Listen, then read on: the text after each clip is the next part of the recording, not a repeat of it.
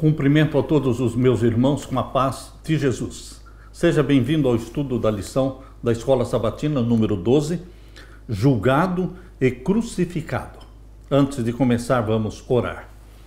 Pai querido que estás nos céus, aqui estou juntamente com os meus irmãos buscando a tua bênção, buscando a direção do Espírito Santo sobre mim e os meus irmãos. Derrama sobre nós o Espírito Santo em nome de Jesus. Abre a nossa mente e dá-nos a tua bênção em nome de Jesus. Amém, Senhor. Julgado e crucificado.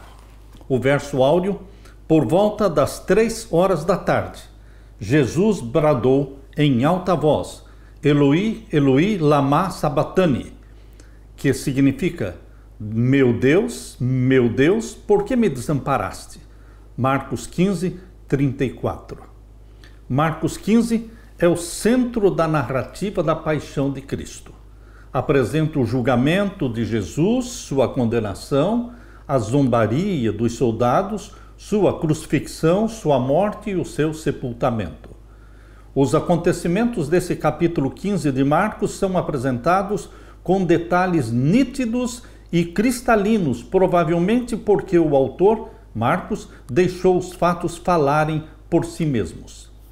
Ao longo desse capítulo, a ironia desempenha um papel importante, por isso é bastante útil ter uma definição clara do que é ironia. Ironia é zombaria, é sarcasmo.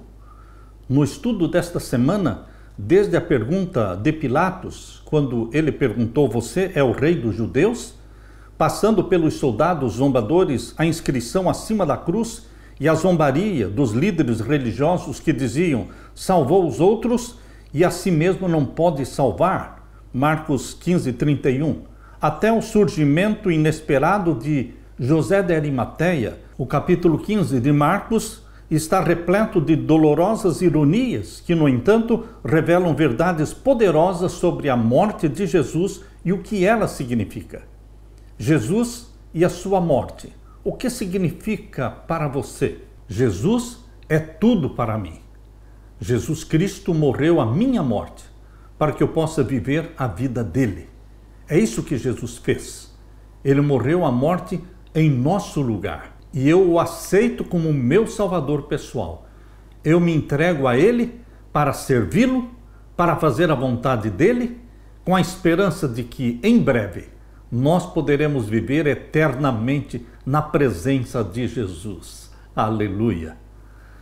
Na parte de domingo, você é o rei dos judeus? Esta foi a pergunta que Pilatos fez para Jesus. Abra sua Bíblia em Marcos capítulo 15 e vamos ler então os versos 1 até o verso 15. E logo ao amanhecer, os principais dos sacerdotes com os anciãos e os escribas e todo o sinédrio tiveram conselho. E ligando Jesus, ou seja, prendendo Jesus, o levaram e entregaram a Pilatos. E Pilatos lhe perguntou: "Tu és o rei dos judeus?" E ele respondendo disse-lhe: "Tu o dizes." E os principais dos sacerdotes o acusavam de muitas coisas, porém ele nada respondia. E Pilatos o interrogou outra vez, dizendo: "Nada respondes? Vê quantas coisas testificam contra ti." Mas Jesus nada mais respondeu, de maneira que Pilatos se maravilhava. Ora, no dia da festa, costumava soltar-lhes um preso qualquer que eles pedissem. E havia um chamado Barrabás, que preso com outros amotinadores, tinha num motim cometido uma morte. E a multidão, dando gritos, começou a pedir que fizesse como sempre lhes tinha feito. E Pilatos lhes respondeu, dizendo: "Quereis que vos solte o rei dos judeus?" Porque ele bem sabia que por inveja os principais dos sacerdotes o tinham entregado. Mas os principais dos sacerdotes incitaram a multidão para que fosse solto antes Barrabás. E Pilatos respondendo lhes disse outra vez: "Que quereis, pois, que faça daquele a quem chamais rei dos judeus?" E eles tornaram a clamar: "Crucifica-o." Mas Pilatos lhes disse: "Mas que mal fez?" E eles cada vez clamavam mais: "Crucifica-o." Então Pilatos, querendo satisfazer a multidão, soltou-lhes Barrabás e, açoitado Jesus, o entregou para que fosse crucificado. Meu querido irmão, minha querida irmã, aqui está a história contada pelo evangelista Marcos, de como Jesus Cristo foi julgado. Ali na sala de julgamento diante de Pilatos, o governador romano, estava ali Cristo amarrado como um preso. Porém, Pilatos não via em Jesus nenhum semblante de vestígio ou de culpa, nenhuma expressão de temor, de medo, nada de ousadia ou desafiadora atitude. Pilatos viu em Jesus Cristo um homem calmo, digno, cujo rosto não apresentava os sinais de um criminoso, mas o rosto de Jesus trazia o cunho do céu. O aspecto de Jesus produziu uma favorável impressão em Pilatos. Quem é esse homem? Perguntou Pilatos. Para que o trouxestes? Os sacerdotes esperavam que Pilatos infligisse a pena de morte a Jesus Cristo sem fazer perguntas. Porém, havia em Jesus Cristo qualquer coisa que inibiu Pilatos de assim proceder. Pilatos tomou Jesus Cristo à parte e tornou a perguntar: Tu és o rei dos judeus?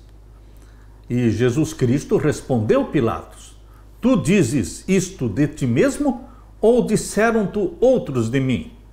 Pilatos compreendeu a intenção de Jesus, mas surgiu então orgulho em seu coração. Pilatos não queria reconhecer a convicção que o Espírito Santo estava dando para ele.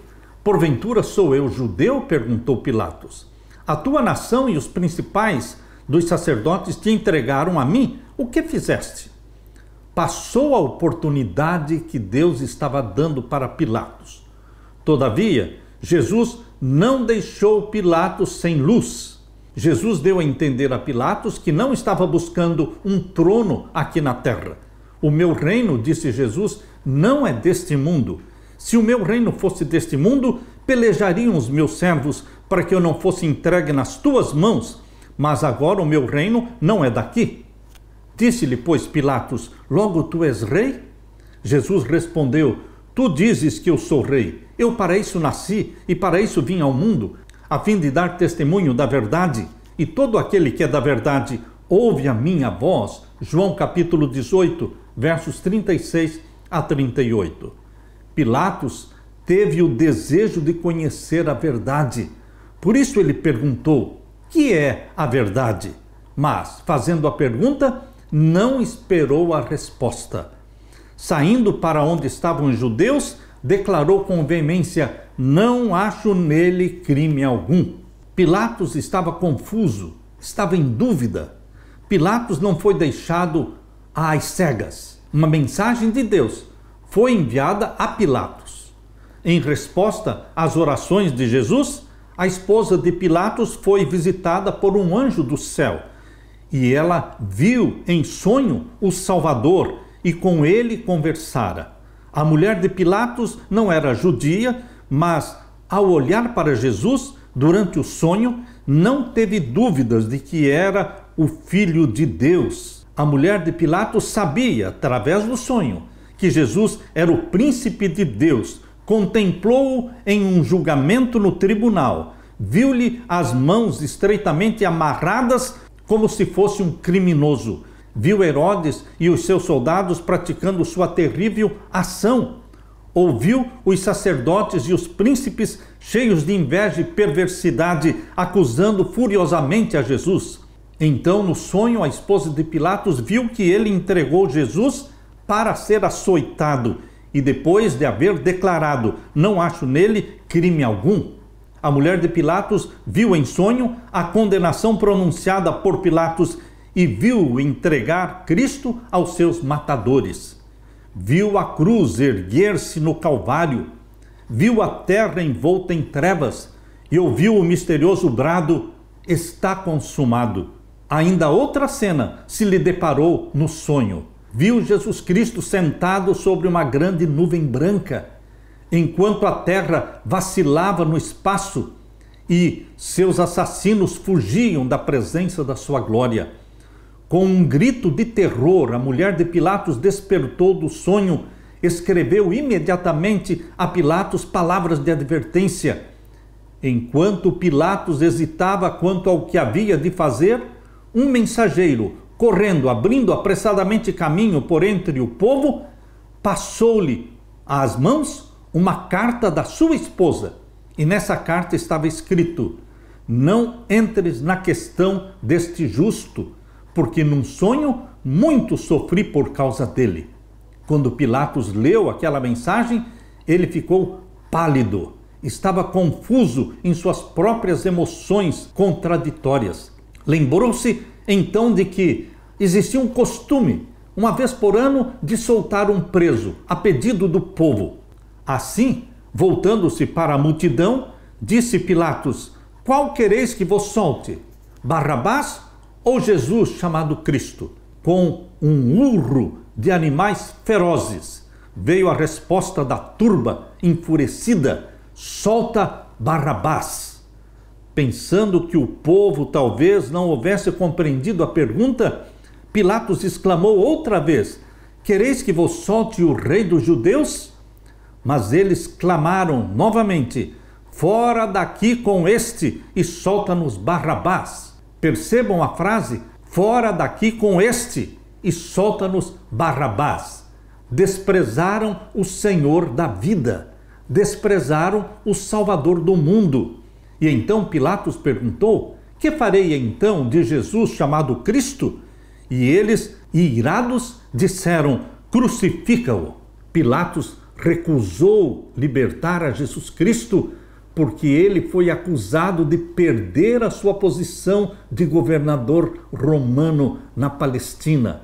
Queridos, Pilatos amou mais a sua posição do que a sua própria vida. Enquanto Pilatos, um governador pagão romano, estava se esforçando para soltar Jesus, o povo escolhido, o povo judeu, os principais líderes religiosos da nação, eles incentivavam a multidão, eles estimulavam a multidão satanicamente para dizerem: crucifica-o, crucifica-o. Queridos, cumpriu-se a palavra de Jesus, de João capítulo 1, veio para o que era seu e os seus não o receberam. As pessoas que mais poderosamente são usadas por Satanás não são os ímpios, não são os pagãos, não são os incrédulos ou ateus. As pessoas que mais poderosamente são usadas por Satanás são pessoas que têm conhecimento da verdade, são ungidos do Senhor, como os sacerdotes, como os sumos sacerdotes eram ungidos do Senhor, mas eles se afastaram de Deus pela prática de pecados contínuos. A consciência foi cauterizada e eles pecaram contra o Espírito Santo e se tornaram instrumentos de Satanás. Todas estas lições que foram registradas na palavra de Deus são advertências para mim, que sou pastor.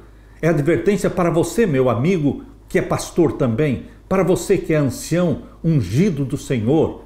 Nós que conhecemos a verdade, nós não vamos ser julgados da mesma forma como os pagãos, como os incrédulos, como aqueles que tiveram uma pequena luz, um pequeno conhecimento da verdade. E é por isso que Paulo escreveu em Hebreus, capítulo 6. Veja a advertência de Deus feita aqui em Hebreus, capítulo 6, versos 4 em diante. Porque é impossível que os que já uma vez foram iluminados e provaram o dom celestial e se fizeram participantes do Espírito Santo. Quando você lê este verso 4 de Hebreus 6, aqui é uma descrição do que era o sumo sacerdote, do que eram os sacerdotes dos dias de Jesus, porque eles tinham sido iluminados, provaram o dom celestial, fizeram-se participantes do Espírito Santo. No entanto, deram as costas para Jesus, deram as costas para a verdade, tendo conhecimento da verdade. E então vem o verso 5. E provaram a boa palavra de Deus, provaram as virtudes do século futuro. Estes que receberam tanta luz, abundância de luz, e mesmo assim escolheram o pecado, eles pecaram contra o Espírito Santo, Por isso, o verso 6 diz: e recaíram, sejam outra vez renovados para o arrependimento. Pessoas assim pecaram contra o Espírito Santo e não serão renovados para o arrependimento, pois assim quanto a eles, de novo crucificam o Filho de Deus e o expõem ao vitupério. Muito cuidado, meu querido irmão, minha querida irmã, meu querido amigo, ancião e pastor. Nós deveremos ter o máximo de cuidado para nós que somos chamados por Deus e temos o conhecimento da verdade e somos ungidos do Senhor. Nós deveremos ter muito cuidado, porque o pecado contra o Espírito Santo, a Bíblia mostra que é um luxo daqueles que são ungidos do Senhor e que têm pleno conhecimento da verdade. Portanto, aquele que cuida estar em pé, olha, para que não caia. Aleluia! Na parte de segunda-feira, salve Rei dos Judeus. O que os soldados fizeram para Jesus? Isso é relevante? Abra sua Bíblia em Marcos capítulo 15 e vamos ler o verso 15 até o verso 20. Marcos 15, versos 15 até o verso 20. Então Pilatos, querendo satisfazer a multidão, esse foi o pecado de Pilatos, queria satisfazer a multidão. Você, pastor, quer satisfazer a multidão? Vocês, líderes, querem satisfazer a multidão? Quem quer satisfazer a multidão, peca. Porque nós deveremos satisfazer a Jesus, o Deus da nossa vida. O que queres que eu faça, Senhor? Não é o que o povo quer, é o que Deus quer. Mas Pilatos, querendo satisfazer a multidão, soltou-lhes Barrabás e, açoitado Jesus, o entregou para que fosse crucificado. E os soldados o levaram dentro da sala, que é o da audiência, e convocaram toda a corte, e vestiram-no de púrpura, e tecendo uma coroa de espinhos, lhe a puseram na cabeça. E começaram a saudá-lo, dizendo: salve, Rei dos Judeus. Estavam fazendo isso de modo irônico, sarcástico, mas na realidade ali estava o Rei dos Judeus. Queridos, sem saber, na ignorância deles, eles estavam declarando uma verdade, porque Jesus é o Rei dos Judeus. E eles, ironicamente, sarcasticamente, ajoelhando-se na frente de Jesus, dizia: salve, Rei dos Judeus. E feriram-no na cabeça com uma cana e cuspiram nele, e postos de joelhos o adoraram. Sem saber, adoraram o Rei dos Judeus. E o verso 20: e havendo-o escarnecido, despiram-lhe a púrpura e o vestiram com os seus próprios vestidos e o levaram para fora a fim de o crucificarem. Os romanos espancavam os prisioneiros a fim de prepará-los para a execução. A vítima era despida, amarrada a um poste e depois açoitada com chicotes de couro, aos quais eram amarrados pedaços de ossos, vidro, pedras e pregos. Depois que Jesus foi chicoteado, os soldados continuaram sua humilhação, vestindo-o com um manto de cor púrpura, pondo uma coroa de espinhos em sua cabeça e zombando dele como Rei dos Judeus, e Jesus suportou tudo em silêncio. No padrão típico de execução romana por crucifixão, era exigido que o condenado carregasse a cruz despido, nu, até o local da execução. O objetivo, mais uma vez, era humilhar e envergonhar completamente a pessoa diante da comunidade. Porém, os judeus abominavam a nudez pública. Marcos 15, 20 observa que os soldados removeram um manto de púrpura e colocaram as próprias roupas de Jesus em volta dele. Assim, aparentemente, essa foi uma concessão que os romanos fizeram aos judeus naquele momento e local. Aqueles homens agiram na ignorância. Mas será que Deus vai levar em conta a ignorância no dia do juízo? Na sua ignorância, eles se deixaram possuir pelos demônios. O povo, a multidão e os líderes religiosos se deixaram possuir pelos demônios. E um dia, eles verão quem era aquele que eles chamaram Rei dos Judeus. A ignorância deles não os desculpa, não os isenta da rejeição do Messias, porque quem tem o Filho de Deus tem a vida eterna. E quem não tem o Filho de Deus, seja por ignorância ou voluntariamente, não tem a vida eterna.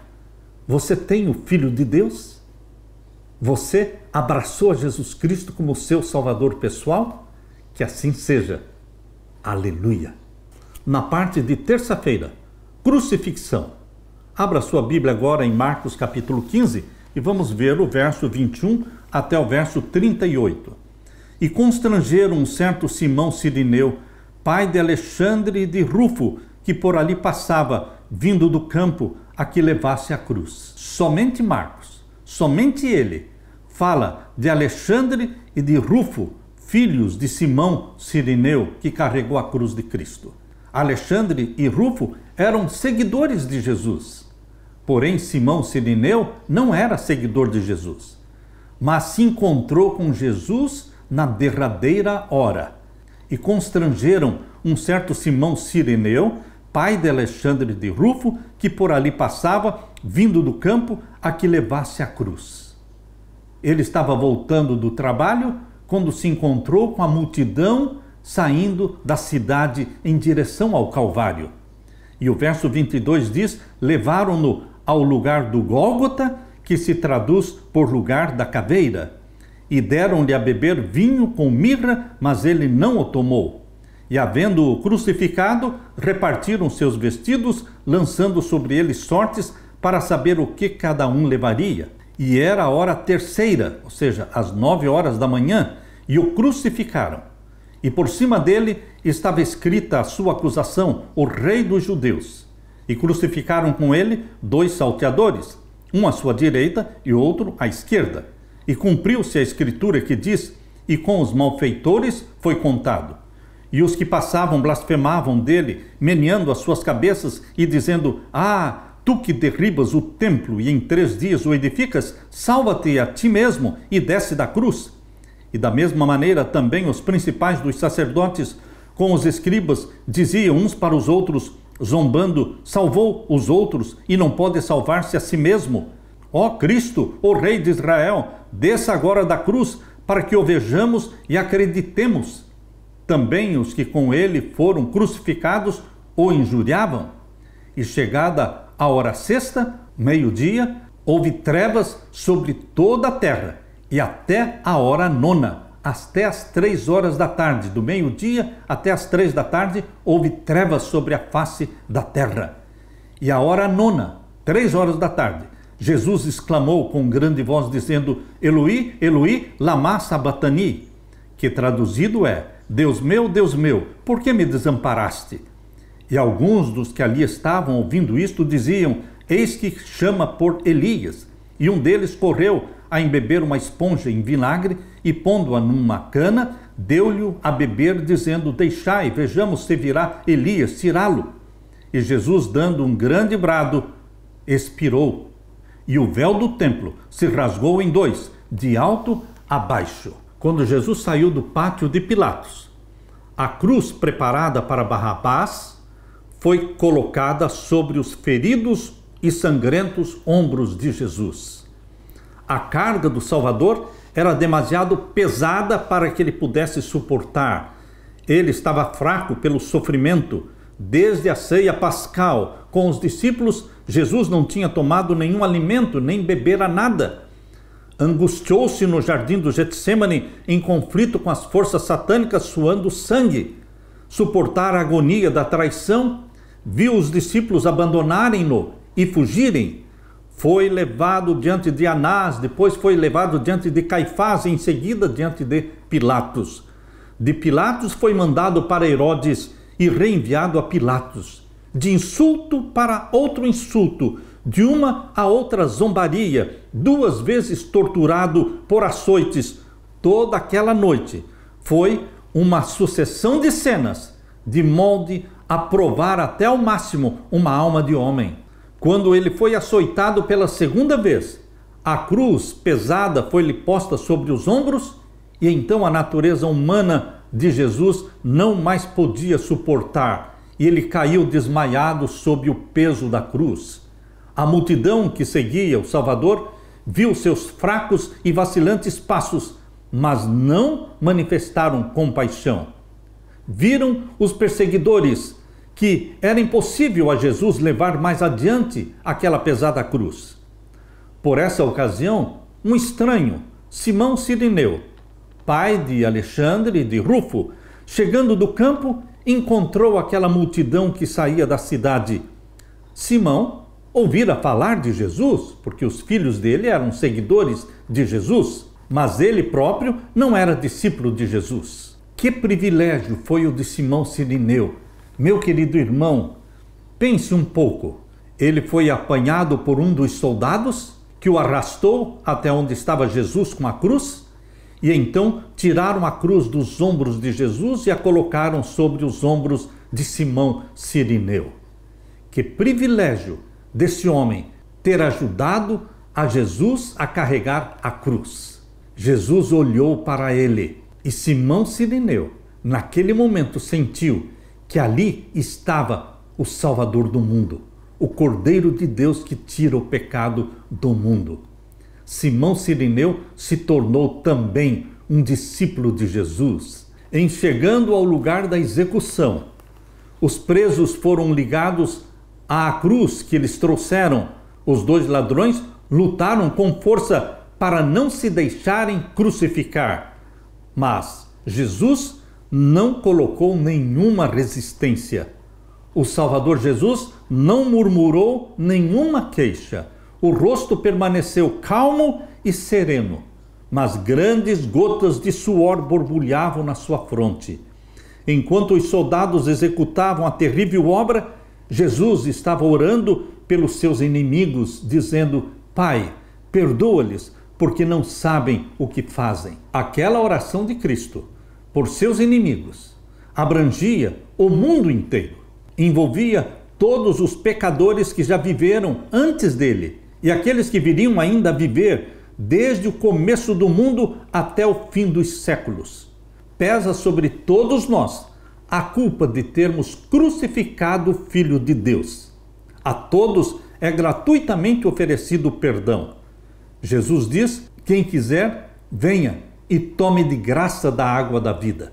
Para Cristo, ali na cruz, na hora da agonia, sobreveio um raio de conforto. Foi a súplica do ladrão arrependido. Um deles, olhando para Jesus, disse: Senhor, lembra-te de mim quando entrares no teu reino.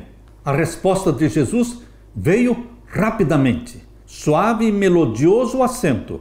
Cheias de amor, de compaixão e de poder, as palavras de Jesus foram: na verdade te digo hoje, que estarás comigo no paraíso.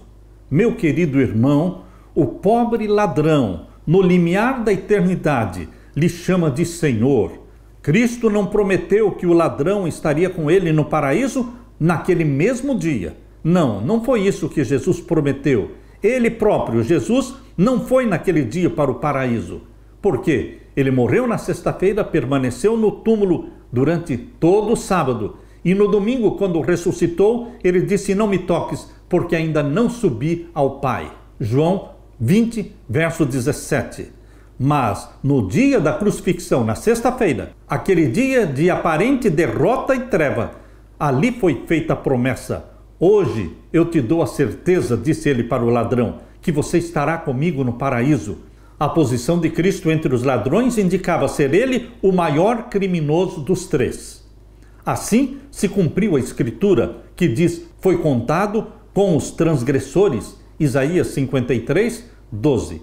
Assim como Jesus foi crucificado entre os ladrões, foi posto no meio, assim também a cruz de Cristo foi colocada no meio de um mundo a perecer no pecado. Queridos, a cruz de Cristo dividiu a história do mundo, antes de Cristo e depois de Cristo. Por isso Paulo disse na sua primeira carta aos Coríntios, capítulo 2, verso 2: porque nada me propus saber entre vós, senão a Jesus Cristo e este crucificado. O Cristo crucificado, o Cristo ressurreto, o Cristo assunto ao céu, o Cristo prestes a voltar. Este deve ser o tema da nossa vida, o tema das nossas pregações, a esperança que conforta o nosso coração. Aleluia! Na parte de quarta-feira, abandonado por Deus. Será que Jesus Cristo foi de fato abandonado por Deus? Queridos, o Pai nunca abandonou o Filho. As trevas que cobriram a cruz de Cristo, desde o meio-dia até as 3 da tarde, houve trevas sobre a face da terra, houve trevas no Monte do Calvário, mas as trevas ocultavam a presença do Pai, junto do Filho.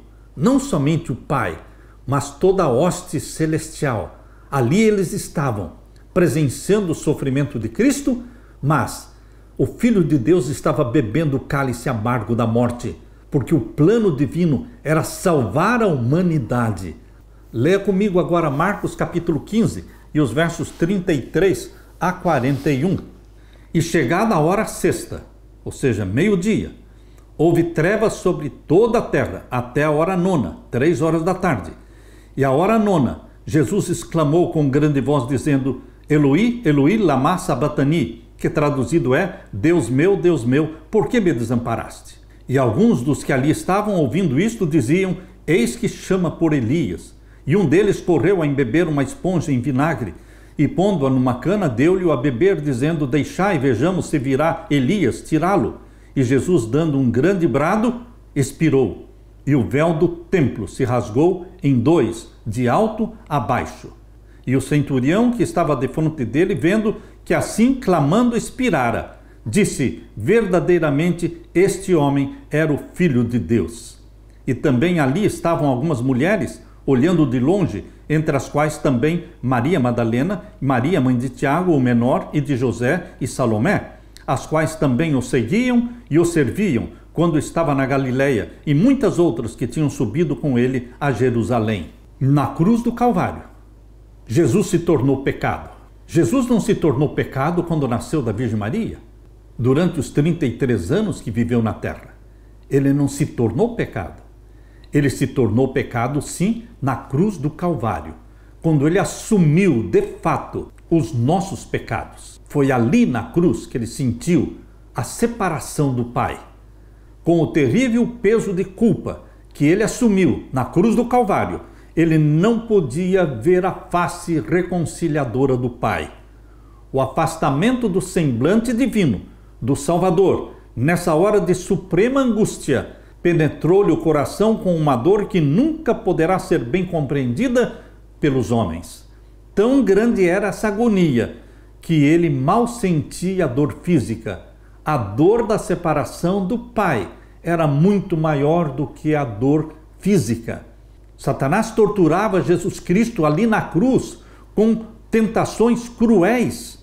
O Salvador não podia ali na cruz enxergar para além dos portais do sepulcro. A esperança não lhe apresentava sua saída da sepultura como um vencedor, nem lhe falava da aceitação do sacrifício por parte do Pai. Jesus temia que o pecado fosse tão ofensivo a Deus, que sua separação do Pai houvesse de ser eterna. Cristo sentiu a angústia que há de experimentar o pecador quando não mais a misericórdia interceder pela raça culpada. Foi o sentimento do pecado que tão amargo tornou o cálice que Jesus sorveu e quebrantou o coração do Filho de Deus. Com assombro, presenciaram os anjos de Deus a desesperada agonia do Salvador. As hostes do céu velaram o rosto do terrível espetáculo. A inanimada natureza exprimiu sua simpatia para com seu insultado e moribundo autor. O sol recusou contemplar aquela cena espantosa. Seus raios plenos, brilhantes, iluminavam a terra até o meio-dia, quando de súbito pareceu apagar-se. Completa escuridão, qual um sudário, envolveu a cruz. Houve trevas em toda a terra até a hora nona, às 3 da tarde.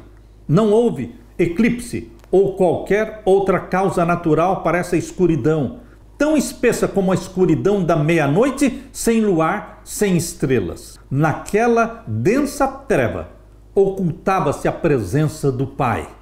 Ele faz da treva o seu pavilhão e esconde a sua glória dos olhos humanos. Deus e seus santos anjos estavam ao pé da cruz. O Pai estava com o Filho. Sua presença, no entanto, não foi revelada. Houvesse sua glória irrompido da nuvem e todo espectador humano teria sido morto. E naquela tremenda hora, não devia Cristo ser confortado com a presença do Pai. Cristo pisou sozinho o lagar, e dos povos nenhum havia com ele. Durante longas horas de agonia, foi Cristo contemplado pela escarnecedora multidão. Agora, as trevas que envolviam o Calvário ocultaram Jesus Cristo dos olhos humanos. Parecia haver baixado sobre o Calvário um silêncio sepulcral. Inominável terror apoderou-se da multidão que circundava a cruz. Homens, mulheres e crianças caíram prostrados por terra. De quando em quando, irradiavam da nuvem vívidos clarões, mostrando a cruz e o crucificado Redentor. À hora nona, 3 da tarde, ergueu-se a treva de sobre o povo, mas continuaram as trevas a envolver a cruz de Cristo. Olho algum podia penetrar a escuridão que rodeava a cruz de Cristo. O imaculado Filho de Deus pendia da cruz, a carne lacerada pelos açoites, aquelas mãos tantas vezes estendidas para abençoar, pregadas ao lenho, aqueles pés tão incansáveis em serviço de amor, cravados no madeiro, a régia cabeça ferida pela coroa de espinhos, aqueles trêmulos lábios entreabertos para deixar escapar um grito de dor. É por ti, meu querido irmão, minha querida irmã, é por você que o Filho de Deus consente em carregar esse fardo de culpa. É por você e é por mim que ele destrói o domínio da morte e abre as portas do paraíso para você. Pela carne dilacerada de Jesus foi aberto o caminho para você e para mim, o caminho para o Santíssimo. Podemos entrar na presença do Pai, em nome de Jesus Cristo. Por isso Paulo, em Hebreus capítulo 10, diz assim, verso 19, tendo, pois, irmãos, ousadia para entrar no santuário pelo sangue de Jesus. Você entra no santuário na presença do Pai, pelo sangue de Jesus, pelo novo e vivo caminho que ele nos consagrou pelo véu, isto é, pela sua carne, e tendo um grande sacerdote sobre a casa de Deus. Esse grande sacerdote na casa de Deus é Jesus, o teu sacerdote, o meu sacerdote. Cheguemos, diz aqui, Hebreus 10, 22, cheguemo-nos com verdadeiro coração, em inteira certeza de fé, tendo os corações purificados da má consciência e o corpo lavado com água limpa, e retenhamos firmes a confissão da nossa esperança, porque fiel é o que prometeu. Bendito seja Deus pela salvação em Cristo Jesus. Aleluia! Na parte de quinta-feira, colocado para descansar. Agora lemos Marcos capítulo 15 e os versos 42 até 47. Leia comigo. E chegada a tarde, porquanto era o dia da preparação, isto é, a véspera do sábado. Era sexta-feira, a véspera do sábado. Chegou José de Arimateia, senador honrado, que também esperava o reino de Deus, e ousadamente foi a Pilatos e pediu o corpo de Jesus. E Pilatos se maravilhou de que já estivesse morto, e chamando o centurião, perguntou-lhe se já havia muito que tinha morrido, e tendo-se certificado pelo centurião, deu o corpo a José, o qual comprara um lençol fino, e tirando-o da cruz, o envolveu nele e o depositou num sepulcro lavrado numa rocha, e revolveu uma pedra para a porta do sepulcro. E Maria Madalena e Maria, mãe de José, observavam onde o punham. Jesus descansou, afinal. Findou o longo dia de vergonha e tortura. Quando o sol se pôs na sexta-feira, já começou o sábado, e o Filho de Deus estava agora em repouso no sepulcro de José. Jesus descansou durante as sagradas horas do sábado. No princípio, lá na semana da criação, o Pai e o Filho repousaram no sábado após a sua obra de criação. A Bíblia diz, Os céus e a terra e todo o seu exército foram acabados. Gênesis 2, 1. Jesus descansou no sábado quando criou o mundo, em 6 dias. Gênesis 2, 1 a 3 diz que Jesus descansou no 7º dia. Descansou, abençoou e santificou o sábado. Assim como Jesus descansou no sábado na criação, Jesus também descansou no sábado na redenção. Não só José de Arimateia, mas também Nicodemos. Eles vieram, os dois, em auxílio dos discípulos. Ambos eram membros do Sinédrio e tinham boas relações com Pilatos. Ambos eram ricos, influentes, decidiram que o corpo de Jesus teria um sepultamento digno. José foi ousadamente a Pilatos, pediu-lhe o corpo de Cristo. Nem José de Arimateia e nem Nicodemos haviam aceito abertamente o Salvador enquanto Jesus vivia. Agora que Jesus estava morto, não mais José e Nicodemos ocultaram sua afeição para com Jesus. Enquanto os discípulos temiam se mostrar abertamente como seus seguidores, José de Arimateia e Nicodemos foram ousadamente em seu auxílio. Delicada e reverentemente removeram eles do madeiro o corpo de Jesus Cristo. José possuía um sepulcro novo, talhado numa rocha. Reservara-o para si mesmo, mas ficava próximo do Calvário, e então preparou-o para Jesus. O corpo com as especiarias trazidas por Nicodemos foi cuidadosamente envolto num lençol de linho e o Redentor foi levado para a sepultura. As mulheres foram as últimas ao pé da cruz e as últimas também a deixar o sepulcro. Enquanto baixavam as sombras da noite, Maria Madalena e as outras Marias demoravam-se ainda em torno do lugar em que descansava o Senhor, derramando lágrimas de dor pela sorte daquele a quem amavam. E voltando elas, diz Lucas capítulo 23, verso 56, voltando elas, repousaram conforme o mandamento. Convido você para ler esse texto de Lucas, capítulo 23, verso 56. E voltando elas, prepararam especiarias e ungüentos, e no sábado repousaram conforme o mandamento. Queridos, as mulheres que seguiam a Jesus, as discípulas de Jesus, também os discípulos de Jesus, todos eles eram guardadores dos mandamentos de Deus, por isso eles guardavam o sábado. E mesmo após a morte de Jesus, continuaram guardando o sábado. Somente no primeiro dia da semana que retornaram ao sepulcro para embalsamarem o corpo de Jesus. Queridos, a Bíblia mostra, desde Gênesis capítulo 2, versos 1 até o verso 3, que o dia santo não é o domingo, o primeiro dia da semana, é o sábado, o 7º dia da semana. Também quando Deus escreveu os 10 mandamentos, a sua santa lei, em Êxodo capítulo 20, ali diz, nos versos 8 a 11, o 4º mandamento da lei de Deus diz: lembra-te do dia do sábado para o santificar. 6 dias trabalharás, farás toda a tua obra, mas o 7º dia é o sábado do Senhor teu Deus. Nele não farás nenhuma obra. Queridos, a Bíblia é clara, desde o Gênesis, e também na lei de Deus, ao falar que o dia santo, o dia de Deus, é o sábado. E também em Ezequiel capítulo 20, verso 12, Deus fala: também lhes dei os meus sábados para servirem de sinal entre mim e vós, para que saibais que eu sou o Senhor Deus que vos santifica. E também em Isaías, capítulo 58, verso 13 e 14, Jesus diz: se desviares o teu pé do sábado e de fazer a tua própria vontade no meu santo dia, e se chamares ao sábado deleitoso, o santo dia do Senhor, digno de honra, e o honrares, não seguindo os teus próprios caminhos, nem falando as tuas próprias palavras, então te deleitarás no Senhor. Eu te farei cavalgar sobre as alturas da terra, e te sustentarei com a herança do teu pai Jacó, porque a boca do Senhor o disse. Isaías 58, versos 13 e 14. Queridos, a Bíblia no Antigo Testamento mostra claramente que o sábado é o dia do Senhor.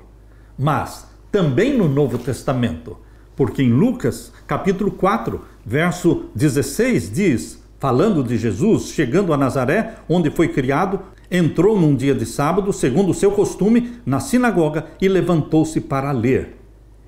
Jesus, ia à igreja aos sábados. Os discípulos, os apóstolos, eles iam à igreja aos sábados. Está muito claro isso aqui em Atos dos Apóstolos, capítulo 13, verso 14. Diz: e eles, saindo de Perge, chegaram a Antioquia da Pisídia, e entrando na sinagoga num dia de sábado, assentaram-se. E então vem do verso 15 até o verso 41 o sermão feito por Paulo no dia de sábado na sinagoga. E em Atos 13, 42 diz: e saídos os judeus da sinagoga, os gentios rogaram que no sábado seguinte lhes fossem ditas as mesmas coisas. E no verso 44, e no sábado seguinte ajuntou-se quase toda a cidade a ouvir a palavra de Deus. Eles se reuniam de sábado em sábado. Isto também está claro, evidente, em Atos capítulo 16, quando Paulo chegou numa cidade que não existia sinagoga. Aqui diz em Atos 16, verso 12, e dali para Filipos, que é a primeira cidade desta parte da Macedônia, e é uma colônia, estivemos alguns dias nesta cidade. E no dia de sábado saímos fora das portas para a beira do rio, onde julgávamos ter lugar para a oração, e assentando-nos, falamos às mulheres que ali se ajuntaram. No sábado, Paulo saiu fora da cidade de Filipos, buscando um lugar próprio para a oração. Por que só no sábado? Durante a semana ele estava na cidade, e como não havia igreja naquela cidade, sinagoga, então no sábado ele saiu para fora à beira de um rio, buscando um lugar próprio para a oração. O sábado sempre foi na vida dos apóstolos o santo dia do Senhor. Deus não muda, Ele é o mesmo ontem, hoje e eternamente. Jesus descansou no sábado na obra da criação, Gênesis capítulo 2, 1 a 3. Jesus descansou no sábado na obra da redenção.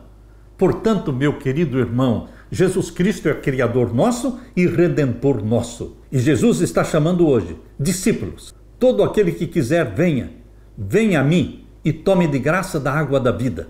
Jesus Cristo quer perdoar os nossos pecados, Jesus Cristo quer nos salvar e Jesus Cristo quer dar para nós um coração obediente aos mandamentos de Deus. A salvação não é pela obediência, a salvação é pela fé em Jesus Cristo, mas todos os salvos pela fé em Jesus Cristo se tornam, pelo poder do Espírito Santo, filhos e filhas obedientes a Deus, obedientes aos mandamentos de Deus. Que você também seja, meu querido irmão, minha querida irmã, salvo por Jesus Cristo e feito um filho obediente, porque o Espírito Santo nos dá a mente de Jesus. E a mente de Jesus é uma mente obediente aos mandamentos de Deus. Aleluia! Deixe-me orar com você.